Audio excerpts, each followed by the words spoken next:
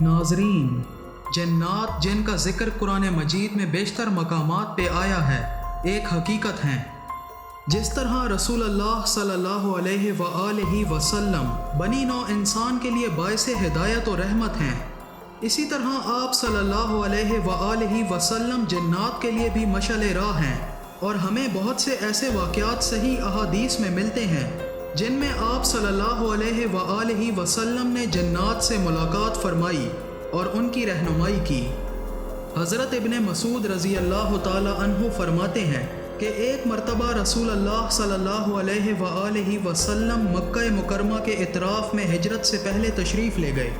میں بھی آپ صلی اللہ علیہ وآلہ وسلم کے ہمراہ تھا، تو ایک مقام پر پہنچ کے آپ صلی اللہ علیہ وآلہ وسلم نے میرے لیے ایک لکیر کھینچ دی اور فرمایا، جب تک میں نہ آؤں کسی سے بالکل بات نہ کرنا، اور پھر فرمایا تم جس چیز کو دیکھو اس سے مت گھبرانا۔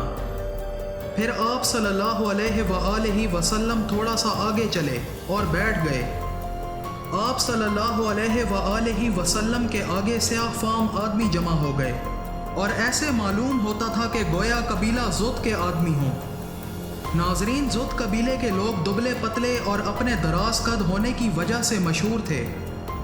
ناظرین، اس واقعے کو اللہ تعالیٰ قرآن مجید میں کچھ اس طرح بیان فرماتا ہے، تو یہ لوگ یعنی جنات اس بندہ نبی صلی اللہ علیہ وآلہ وسلم پر بھیڑ لگانے کو ہوتے ہیں۔ حضرت ابن مسعود رضی اللہ تعالی عنہ فرماتے ہیں کہ وہ لوگ جو رسول اللہ صلی اللہ علیہ وآلہ وسلم کے گرد اکٹھے تھے کہہ رہے تھے، یا رسول اللہ صلی اللہ علیہ وآلہ وسلم، ہمارا وطن بہت دور ہے، اب ہم چلتے ہیں، آپ صلی اللہ علیہ وآلہ وسلم ہمیں توشہ عنایت فرما دیں۔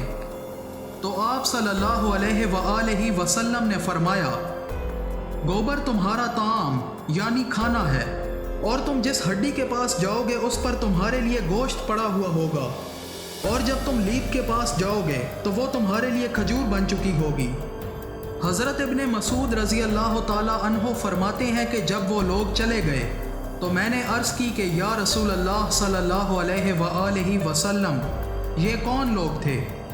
تو آپ صلی اللہ علیہ وآلہ وسلم نے فرمایا، یہ نصیبین کے جنات تھے۔ اسی وجہ سے امت محمدی صلی اللہ علیہ وآلہ وسلم کو ہڈی، لید اور کوئلے سے استنجا کرنے کو منع کیا گیا ہے، کیونکہ یہ اشیاء جنات کی خوراک ہیں۔